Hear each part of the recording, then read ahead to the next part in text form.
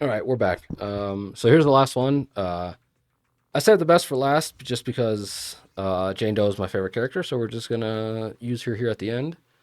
And this boss is basically designed for Jane Doe to just stomp all over her. Like it's really just it's bad. It's mean. Um, Which I alias hope should I use? personally, I really do hope because so let's take a look here for a second. If we look at Let's start someone by like examining Grace, the technical matters. Grace got her like potential awakening or whatever this thing, and it upgraded her additional ability, I think. Yeah, so before it used to be attribute or faction, and they when they gave her the enhancement, it became attribute, faction, or anomaly character. So they broadened her core skill potential thing, or whatever her additional ability requirements.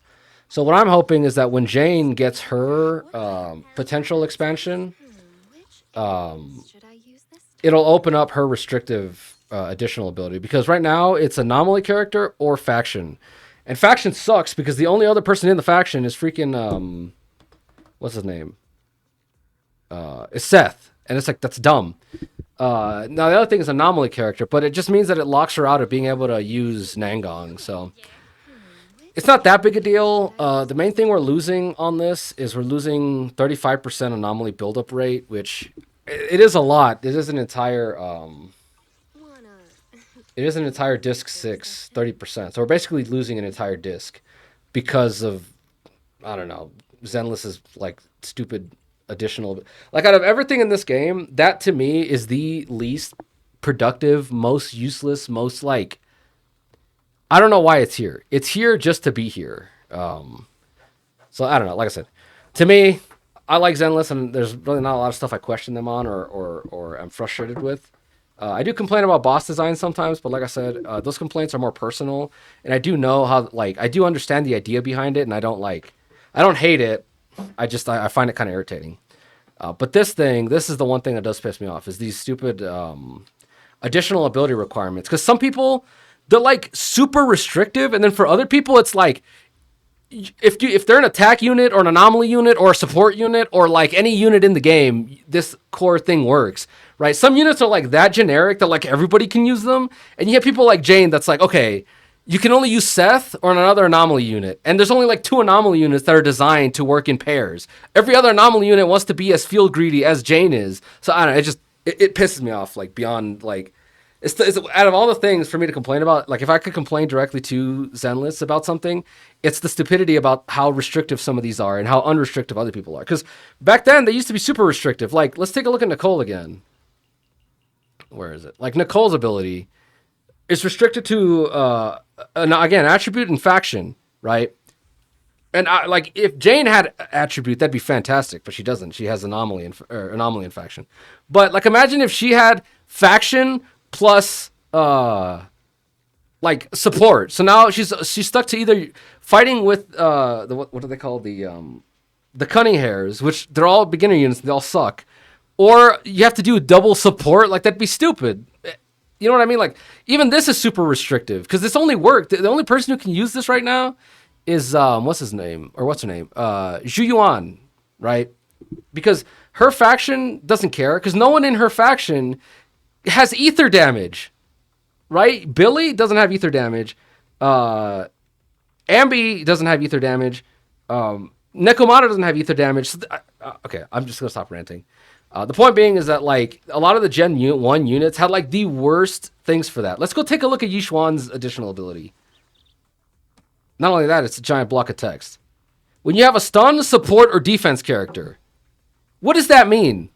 The only time that this extra ability wouldn't be triggered is if you're running an entire team of like three rupture units or three attack units, like or her with two attack units. You know what I mean? Like it is almost physically impossible to build a team with Yishuan without this buff activating. But there's other units that are like, oh, you need this very specific. Anyway, like I said, it's just me ranting because it's the one thing that I hate in this Which game. alias should I use All this it does is time? stifle creativity for team building. It's like, oh, I can't use this team member. Like Wanna it make your there's obsession? again. So this is one of the things I was complaining about with the Defiler boss earlier. It pisses me off when you're limited because the developers think you're stupid. with the Defiler and the blocking mechanic, they're not. That's not what their insinuation is, right? I'm not saying that necessarily. I'm not accusing Zenless of doing this necessarily, but it really irritates me when it's like, okay, here you know how to do the parry mechanic. Do it because we tell you to do it, not because you're smart enough to do it when it's advantageous. The reason it bothers me with Sammy and the Defiler is because Sammy, there's almost never a time where it's advantageous to parry with her because dodging is so much more beneficial. So let me make the decision, and the reason the Defiler boss irritates me is because you're forced into that. When we're talking about this, that whole faction like additional ability limitation is irritating because it's like it reduces my ability to build interesting teams. Like let me put in my hands the ability to make teams. It's like what are they doing? They're limiting me from like using Jane Doe with I don't know. Should I use this? Jane Doe with this guy and then you know this guy or whatever. Well, not that, but you know what I mean. Like, are they trying to stop me or discouraging me from running Jane Doe with like Minato and Soldier 11? It's like nobody's doing that. And if I wanted to do that, let me do that. You know what I mean? Let me suffer the consequences of just making a team that I want. But instead now we have to neuter half of her additional ability unless you play her with the team we say she can be played with, right? Anyway, so that's my whole rant on that. Is it pisses me off to see this stupid thing here because Zenless didn't have the foresight to just be like, hey, why don't we just remove this additional team faction, whatever. It would be nice to see that go the same way. Like how quickly did it take them to remove the? You guys remember everybody shared one ult, so it was just kind of stupid because no one else uses their ult other than the damage dealer, and they were like, okay, well everyone has their own ult meter now. Like, how long will it take for us to lose this the same way we lost that mechanic? You know what I mean? But yeah, whatever. So anyway, we're looking at Nangong's build here, 211, anomaly proficiency. That's her skills, and I'm running her on this. I'm running her on the anomaly on the pen ratio just because they're like the best ones I have. Now I could run her on a 2-piece Chaos Jazz or something like that. But the thing is, that gives her 30 anomaly proficiency, which isn't bad. However, the issue is... Oh my gosh, go away. The issue is that her weapon gives out so much anomaly proficiency. She gets 150 anomaly proficiency from her weapon. Like, she's overstacking on AP just way too high. So I had to find another way for her to do damage. And the way I went was just pen ratio, just because that's what I have. I think ideally you'd probably want a 2-piece of this instead, and just get the double Aether damage bonus. But whatever, I already have these sets, and I'm not gonna go out of my way to go change them. So that's that. Yuzuha, we have to change her weapon. So let's use it again. There's nothing special about her. Just got to build it a 3K attack. You want this set because it's again gives you the highest buff. Plus, you need this set because you have to max out. You have to get as close to max as you can on her anomaly mastery. So that's that. Where are we going? Did I even? I think I showed this off, but I'm gonna double check anyway. 26, 34, 31. This is her set. Again, I'm just on the AP specifically for Jane. With Nangong, it's just because it's like the best thing I have for her at the time. But with Jane Doe, it is specific. Like, I do have to be running this. I think it's a toss up between that and probably like a 2-piece. Well, there's a lot of toss ups. I think between that and running like a 2-piece Chaos Jazz wouldn't be too bad either. Or what was the other one? Even like yeah. So. Either way, it's between that and a Chaos Jazz. I might switch over to Chaos Jazz, but I really do like the pen ratio. We're running this guy. I can run... There's a lot of stuff I can run. I can run Esme because I have her at +3, but he just builds up so much whatever. We kind of have to go with this one. Physical damage, a balloon damage is increased. That's good. Defense is reduced by 15%, and ice resistance doesn't really matter because we're not running ice units.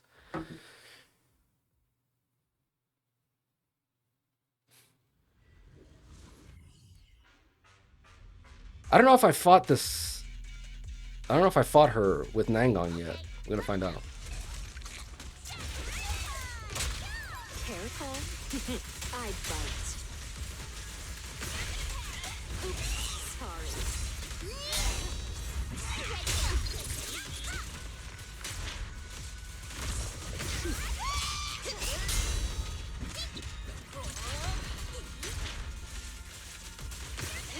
Let's make this quick.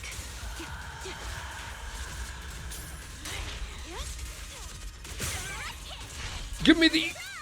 Oh my gosh, that took way too long. Lurks in the darkness. Yuzuha's energy regen is trash. Careful. I bite. He's gonna dump the bad guys on me like that?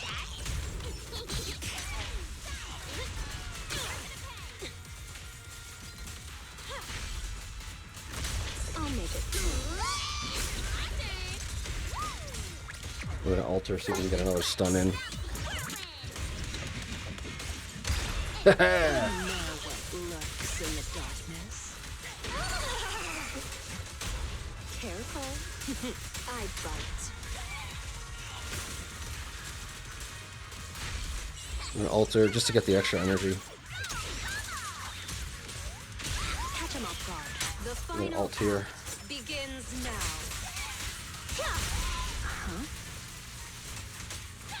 She's about to jump away, I think. Yep.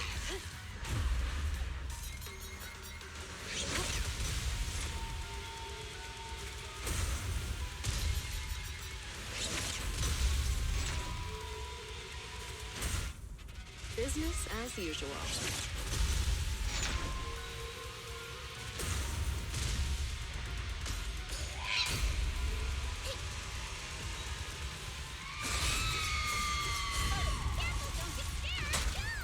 Wanna know what lurks in the darkness?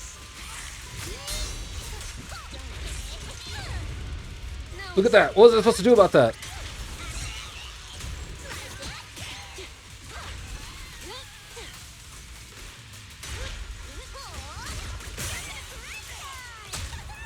Careful. I bite. Wanna know what lurks in the darkness?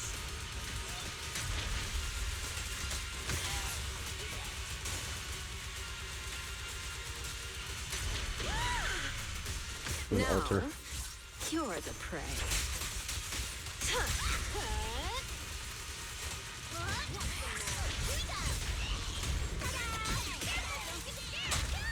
Careful. I bite.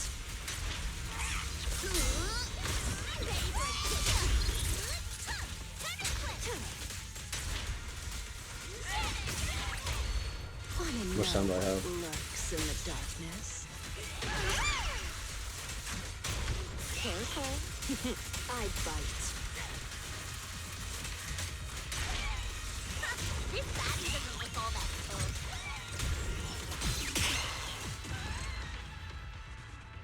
That could have been more efficient.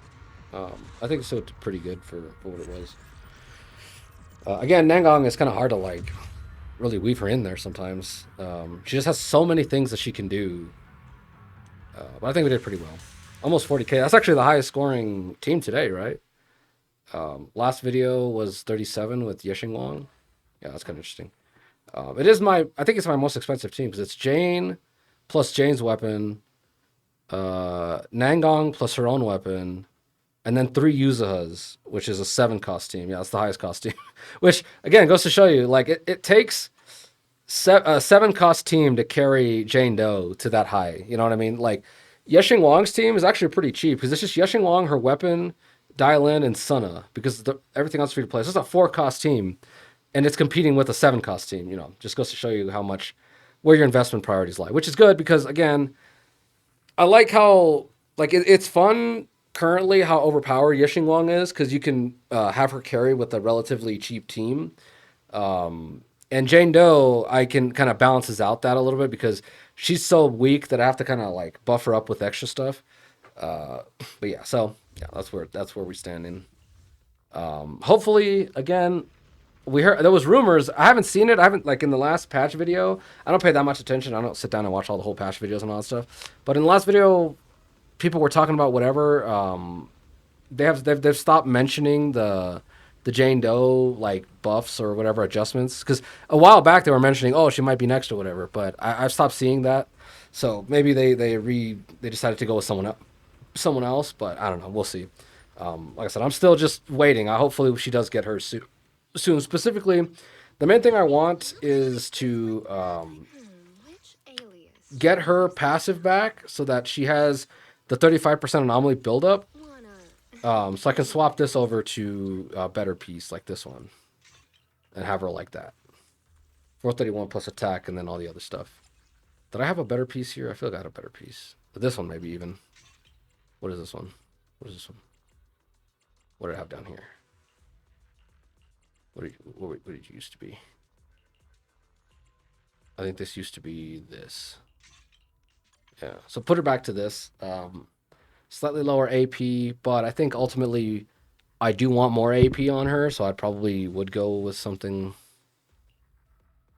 like this, maybe. The 431. Anyway, her as you can see, her gear is not super optimized. It's just I would prefer to have attack percentage here than anomaly buildup. But the way it is now, I do kind of need the anomaly mastery because she's missing her entire passive. So that's kind of what is up with that. So for the time being, she's on this, which isn't too bad. I mean, it's nothing worth complaining about. It's just yeah. So that's the dream eventually. I'm not sure what they would give her. They might give her like if you add a support character or something. I think that would be nice, but I don't know what the extra faction or the extra what is it? The extra additional ability requirement, right? That's hoping like I don't even care about what the other buffs are, just out of everything. I hope that's the one thing that they that's the one thing I'm looking forward to is that. The rest of the buffs could be whatever. They could be mid. They could, I wouldn't care. All I want is that extra condition, right? Hopefully the buffs aren't mid. I don't know what they would do with her because sometimes, so like if we look at what's her name? Where is she? Sambi, for example. We'll look at Sambi's buffs for an example. When she got her little potential vision, is what it's called. It gave her something specific to her. So whenever they do damage to the aftershock mark or whatever, the partner's aftershock damage against that target increased by 34%. So she has something specific to her thing, which is actually aftershock enhancement. What I'm thinking that they might do, oh, that's a pretty good. Let's see, like with her, they give her crit damage or whatever using her like flare attacks, right? And then here again, extra electric damage. So a lot of this stuff kind of, what's the word? Like it hits their uniqueness, right? Like whatever they do uniquely, it tries to buff that, and aftershock is like her main thing. So all this is just to say that I kind of anticipate that her potential unlock or whatever, the potential vision, might increase the crit damage a little bit. So we might see a higher crit damage.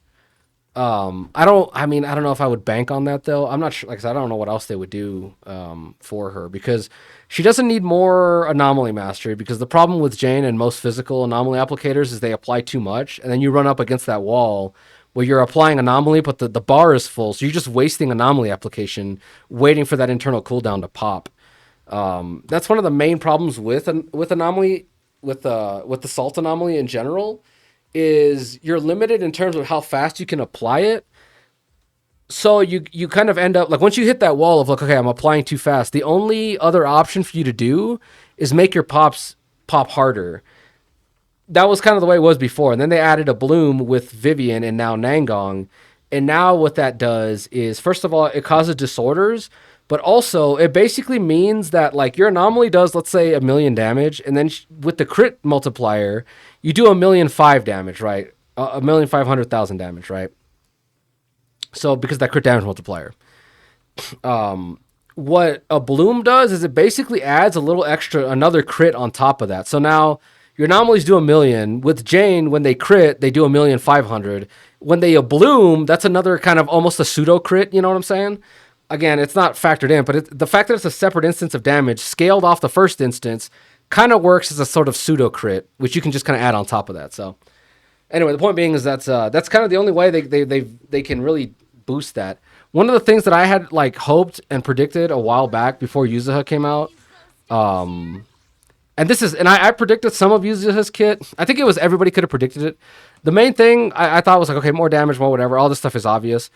Build up and all that stuff is obvious. The one thing I did kind of call out that I was hoping that she would do, and she does, is that when she's off field applying her anomaly buildup with the aftershocks and all that stuff, like her off-field attacks, they don't contribute to the anomaly buildup. So if you don't use her EX special or her ult, all her off-field attacks are building the anomaly wheel, but they're scaling off of Jane Doe's anomaly proficiency stat. So it's as if like all the stuff that Yuzuha does, it's as if Jane Doe is applying all that. So Jane Doe's application kind of doubles in that way. It kind of part of me. I wish all of her kit did that because you do lose some DPS because you have to swap into her and do her EX special or her ult, and those do build up the meter, and you're basically wasting meter space because her anomaly proficiency is so low that crit is now built up of like half of Jane, which is a high anomaly proficiency, and half of Yuzuha, which is a low anomaly proficiency. So you want Yuzuha to be off field as much as possible. Anyway, the point being is that like that was one thing, but the other thing that I was hoping that Yuzuha might be able to do is make it so that she either reduces or erases that internal cooldown. So you're not stuck at the limit of the anomaly, at the assault anomaly, so the bar's not full, waiting for the cooldown to go down, and then you pop it. I was really hoping that she would bypass that, make it so that you could just pop more of them. Because that's the only, there's only two ways with assault anomaly. You either pop harder or you pop faster. We're limited by the ICD, so we can't pop faster. So the only option, and it kind of makes physical really boring a lot of the times. The only option with physical is to pop harder. Now the other path is obviously the path that they've been choosing lately is leave assault anomaly the way it is, and just add in disorder. So with Vivian or Bernice or now Nangong, let other people mix with their anomalies and scale off of those high pops to do their own pops, right? So anyway, like I said, it's not bad necessarily. I was hoping that would be the case, because out of everything with Jane, the one thing that pisses me off the most is that internal cooldown, because you're just sitting there half the time, like, you know, rubbing up against it when it's just like, just let me keep popping. It'd be hilarious and kind of awesome to see what she could do if she could just pop them as fast as she built them. But yeah, I don't know, that'd be insane. Like, it'd be a lot of fun. Like, imagine playing Piper. Where is she? Like Piper without the internal cooldown, and she's just like spin to winning the entire time, just popping like assaults like crazy. It'd be hilarious. It'd be a lot of fun.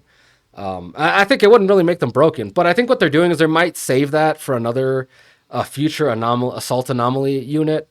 So maybe like, what's her name? Alice is kind of like that, where she has her own custom disorder. She kind of, again, you either pop hard or you pop often. Jane Doe pops hard because she has crits. Alice pops often because not only can she assault pop, she has her built-in force disorder, which is a different assault, right? So she has two, so she can double up on her ability to pop. So when you pair them together, you get Alice's frequency of popping buffed by Jane Doe's crit damage multiplier. So that's kind of how that is. But I'm assuming in the future we'll probably get another unit that's assault anomaly applicator that doesn't have to worry about the internal cooldown. Like I said, right now Alice kind of doesn't have to worry about it as much, because she can disorder with herself using her like artificial disorder to gain a secondary assault pop. So anyway, all that is just to say that Jane has like a lot of stuff to do, and I'm not sure what exactly they're going to do with her potential vision. I think Jane, again, like I said, Jane's path to more damage is just popping harder. So I think what they might end up doing is just giving her like a 25% crit damage buff on her additional ability. But that's kind of my prediction. Which is still, I mean, it's still not bad. It's just, I think the reason they might shy away from that is because one of Jane Doe's mindscapes, is it this? It's not this one. It's this one. This mindscape gives her 50%. So I think they might be conservative and give her 25. And then whenever you get this unlocked, it's another 50%. But I don't know. We'll see. But yeah, anyway, like I said, that was enough rambling for this time. So I'll see you guys in the next time.